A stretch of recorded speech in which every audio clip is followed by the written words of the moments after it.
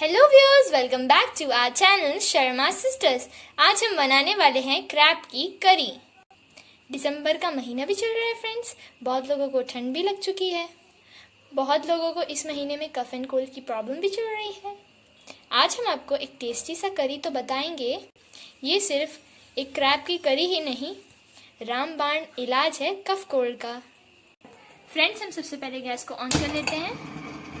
हमारा पतीला जो है अच्छे से गर्म हो चुका है। अब हम इस पर जीरा ऐड करेंगे। थोड़ी सी अच्छी क्वांटिटी ही चाहिए इसके लिए। अब हम इस पर गोटी काली मिर्च डालेंगे। अब हम इसे अच्छे से भून लेते हैं जब तक ये चटकता नहीं है। ये चिटक रहा है और इसमें से अच्छी सी सुगंध भी आ रही है। अब हम गैस को ऑफ कर लेते हैं। हमने गैस को ऑन कर लिया है।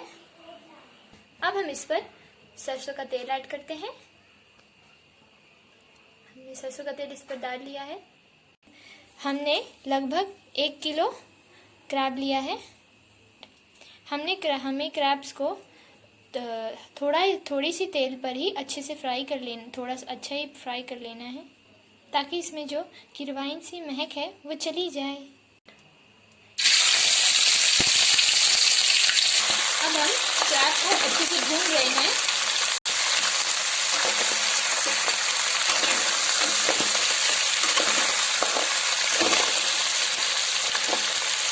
जब तक कि हमारा क्रैब भुन रहा है तब तक हम प्याज को कट कर लेते हैं।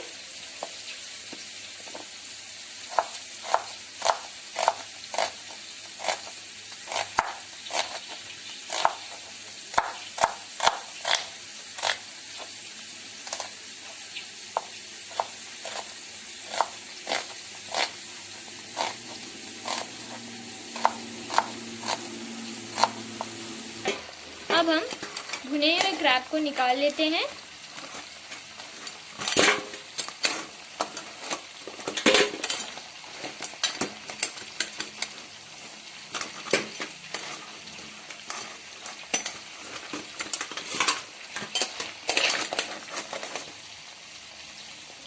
अब हमने क्रैब्स को निकाल लिया है। अब हम इस पर डालते हैं तेज पत्ता। अब हम इस पर प्याज को छोड़ लेते हैं। प्याज को भी अच्छे से चला लेते हैं। प्याज को हम सुनहरे रंग होने तक पकाएंगे। फ्रेंड्स, हमने कुछ स्पाइसेस को भूना था। अब हम उसको मिक्सर ग्राइंडर में डाल लेते हैं। अच्छा, हम जब इसे पीसेंगे तो बिल्कुल पाउडर फॉर्म में नहीं करना है, हमें इसे दरदरा सा ही रखना है। फ्रेंड्स, तकरीबन हमने इसे इस तरह से दरदरा सा पीस लिया है। अब हम इस पर धनिया पाउडर ऐड करेंगे। हम धनिया का पाउडर को बिना पानी का इसलिए थोड़ा सा भून रहे हैं क्योंकि इसका कच्चापन चला जाए, इसलिए से भून रहे हैं धनिया पाउडर को। अब हम इस पर थोड़ा सा पानी ऐड कर लेते हैं, वरना हमारा धनिया जल सकता है। अब हम इस पर हल्दी पाउडर ऐड करेंगे।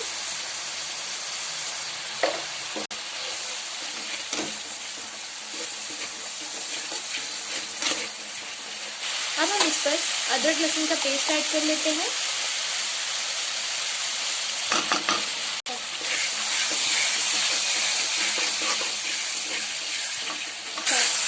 ये जो ग्रेवी आप देख रहे हो, इसे हमने सर्दी जुकाम के पेशेंट्स के लिए बनाया है, तो हम इस पर टमाटर ऐड नहीं करेंगे। इंडियन स्पाइसेस में आयुर्वेदिक गुण बहुत होता है।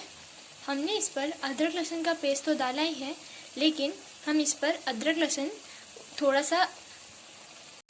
सा कद्दूकस कर डाल देंगे।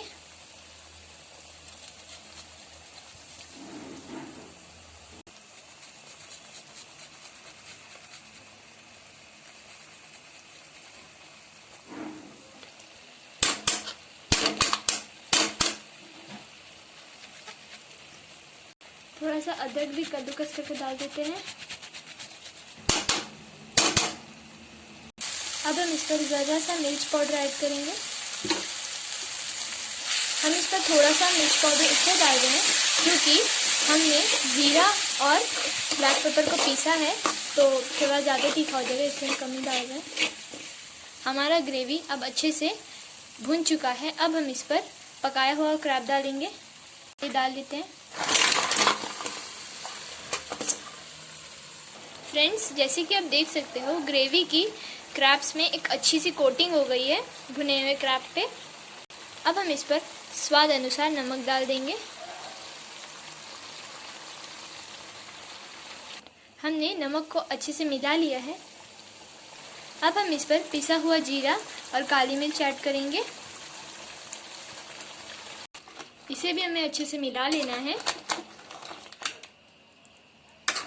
अगर आप चाहो तो इस पर आप गरम मसाला भी ऐड कर सकते हो, बट हमने नहीं किया है।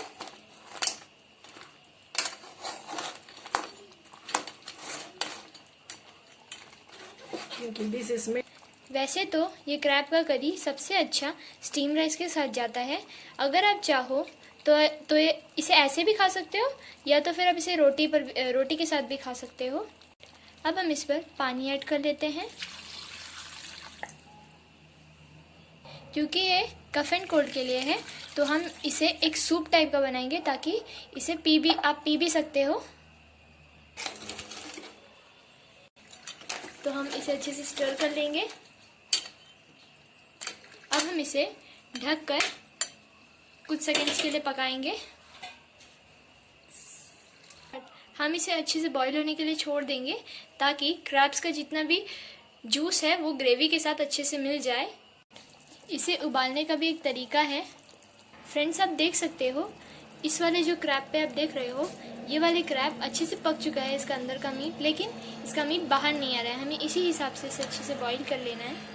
अदरवाइज आप जब करी या ग्रेवी बनाओगे तो वो ग्रेवी में ही मतलब सब जितना भी उसका मीट है वो बाहर निकल के अजीब सा हो जाएगा, वो अच्छा नहीं लगेगा। अब हम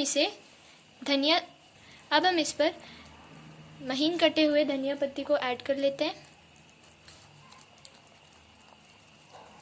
हमने ऐड कर लिया धनिया पत्ती को। फ्रेंड्स, आप देख सकते हो क्रैब की करी बहुत ही यम्मी दिख रही है खाने में भी, और खूबसूरत भी लग रही है। फ्रेंड्स, हमने जब इसमें धनिया पत्ती ऐड किया था तो इसका स्मेल और थोड़ा इन्हांस हो चुका है। ये रेसिपी ज़ुकाम के लिए बिल्कुल परफेक्ट है। इसे आप गर्मा गर्म ही परोसें। अगर आपको ये वीडियो अच्छा लगा तो इसे लाइक करें, शेयर करें, बेल आइकन दबाना ना भूलें।